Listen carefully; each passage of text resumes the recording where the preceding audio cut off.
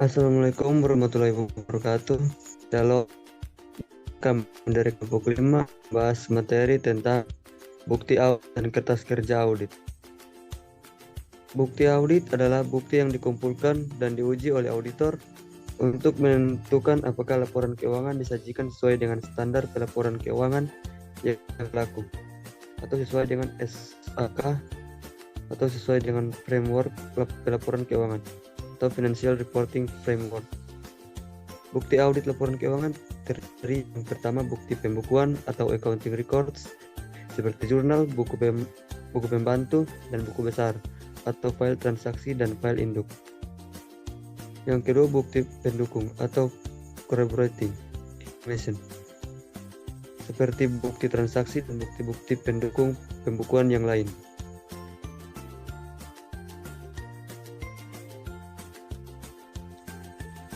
Kompetensi dan ketepatan bukti. Kompetensi bukti dipengaruhi oleh beberapa faktor, seperti yang pertama relevansi bukti, yang kedua sumber bukti, yang ketiga kemutakhiran bukti, yang keempat objektivitas bukti, dan yang kelima sirkulasi bukti. Faktor sirkulasi bukti.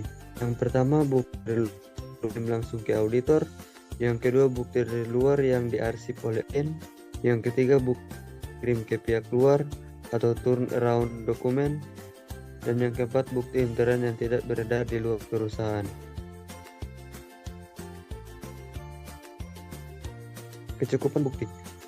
Kecukupan jumlah bukti dipengaruhi oleh beberapa faktor sebagai berikut.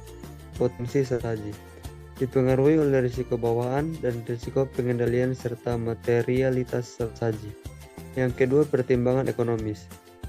Penambahan sampel dipandang tidak akan mempengaruhi kesimpulan auditor. Dan yang ketiga, variabilitas atau heterogenitas populasi bukti. Kecukupan bukti. Risiko bawaan adalah risiko saji yang disebabkan oleh karakteristik objek audit, bukan karena kelemahan sistem pengendalian. Misalnya kesalahan karena faktor standar akuntansi, faktor volume transaksi, dan seterusnya. Yang kedua, risiko pengendalian adalah risiko salah saji yang disebabkan oleh kegagalan sistem pengendalian dalam mencegah dan mendeteksi salah saji yang segera. Dan yang ketiga, materialitas salah saji adalah ukuran tingkat kesalahan yang mempengaruhi kesimpulan tentang kewajaran saldo akun. Ukuran materialitas salah saji dipengaruhi oleh risiko bawaan dan risiko pengendalian. Prosedur audit. Prosedur audit adalah langkah-langkah yang ditempuh oleh auditor untuk mengumpulkan dan menguji bukti audit. Kategori prosedur audit. Yang pertama, prosedur pemahaman SPI atau sistem pengendalian internal. Yang kedua, prosedur pengujian SPI. Yang ketiga, prosedur pengujian substansi. Prosedur audit. Prosedur pemahaman SPI dan pengujian SPI ditunjukkan untuk mengukur kecukupan dan efektivitas SPI dalam mencegah potensi salah saji. Hasil pemahaman dan pengujian SPI digunakan untuk menentukan sifat, saat, dan luas pengujian substansi. Sifat audit berhubungan dengan kedalaman audit. Saat audit berhubungan dengan waktu pelaksanaan audit. Dan luas audit berhubungan dengan jumlah bukti audit. Prosedur audit. Prosedur audit dapat diklasifikasi secara detail sebagai berikut. Yang pertama, prosedur analisis adalah prosedur pengujian yang dilakukan dengan cara membandingkan angka objek audit dengan seperti jangka periode sebelumnya, angka anggaran, dan angka rata-rata industri. Yang kedua, prosedur tracking adalah prosedur pengujian dengan cara menelusur dari bukti transaksi ke bukti pembukuan. Dan yang ketiga, prosedur vouching adalah prosedur pengujian dengan cara menelusur dari bukti pembukuan ke bukti transaksi. Empat adalah inspeksi. Prosedur inspeksi adalah prosedur penelitian atau pemeriksaan langsung terhadap bukti audit, misalnya pemeriksaan prosedur matematis. Matematis adalah prosedur pengujian perhitungan matematis seperti penjumlahan, kalian, dan bagian. Prosedur penghitung adalah prosedur pengujian dengan cara melakukan penghitungan ulang objek audit seperti penghitungan fisik aset dan penghitungan fisik persediaan. Yang ketujuh, prosedur konfirmasi. Adalah prosedur pengujian dengan cara mempertanyakan secara tertulis kepada pihak ketiga tentang kebenaran audit, misalnya konfirmasi penelitian yang umum. 8. Prosedur observasi adalah prosedur pengujian dengan cara kegiatan untuk menghasilkan tertentu, misalnya proses perhitungan fisik persediaan. 9. Prosedur ulang adalah prosedur pengujian yang oleh suatu proses yang audit. Itu ada kalau prosedur audit yang akan mewawancara dengan petugas atau pejabat yang terkait. Untuk bisa menjadi bukti audit, wawancara harus dilakukan dengan cara tertulis. Prosedur audit berbantuan komputer adalah prosedur pengujian yang dilakukan dengan bantuan komputer terhadap bukti audit yang diproses dengan menggunakan komputer. Baiklah, kita masuk pada bukti audit, mana ada 9 bukti audit. Yang pertama ada bukti analitis, mana hasil dari prosedur analitis. Yang kedua, bukti dokumen, hasil prosedur tracing dokumen. Yang ketiga, bukti fisik, hasil dari inspeksi fisik dan perhitungan fisik, serta prosedur observasi. Yang keempat, bukti matematis, pengujian matematis seperti terkesan, belahan, dan sebagainya. Yang kelima, bukti konfirmasi, hasil dari pengujian konfirmasi. Yang keenam, observasi, hasil dari prosedur observasi atau suatu proses dan prosedur. Prosedur observasi bisa menghasilkan bukti fisik. Yang ketujuh, ada bukti pernyataan tertulis, hasil dari prosedur wawancara yang diikuti dengan permintaan bukti tertulis. Yang kedelapan, bukti pengerjaan ulang, hasil dari pengerjaan ulang suatu prosedur atau proses yang biasa dilakukan untuk mengambil bukti tertentu.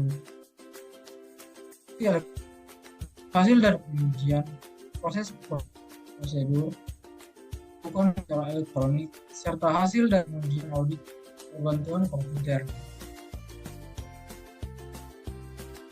Prosedur yang tracking seperti yang kita lihat di slide ini, gambar dari proses dan tracing. Lanjut.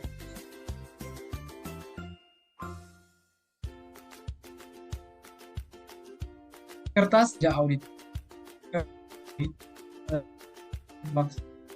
yang dikumpulkan atau dibuat oleh auditor selama proses pelaksanaan audit, mulai dari perencanaan sampai dengan laporan hasil audit. Fungsi kertas kerja audit: pertama, sebagai alat perencanaan audit.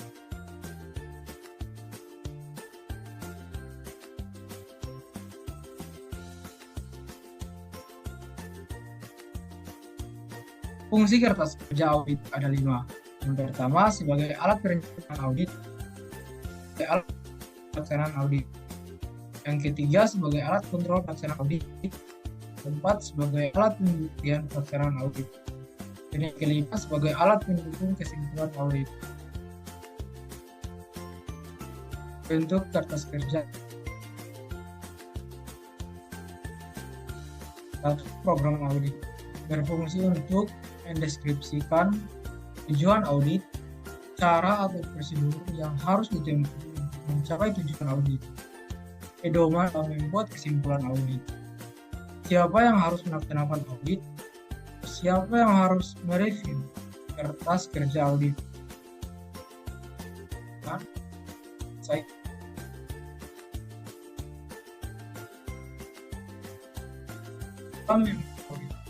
adalah catatan auditor untuk narasi untuk mendeskripsikan serta catatan-catatan penting lain. Daftar pendukung adalah tabel atau analisis tertulis untuk mendeskripsikan saldo buat daftar untuk meringkas daftar pendukung.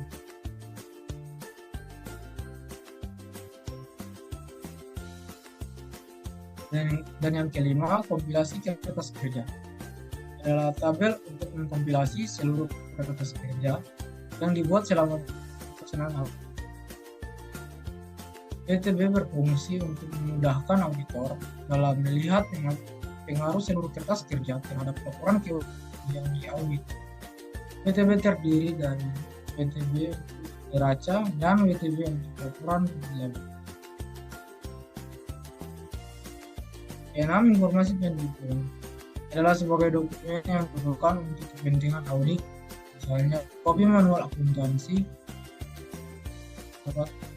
manajemen atau komisaris, kopi kontrak bisnis, serta kopi dari dokumen penting yang elemen audit adalah nama dan alamat KA. Yang kedua, kertas kerja. Yang ketiga, indeks kertas pengarsipan kertas kerja.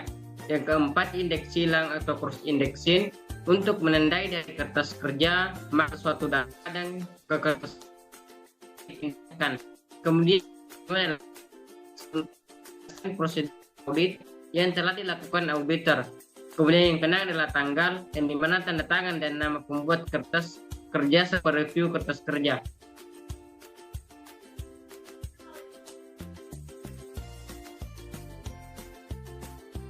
Kemudian kertas kerja audit. Kertas kerja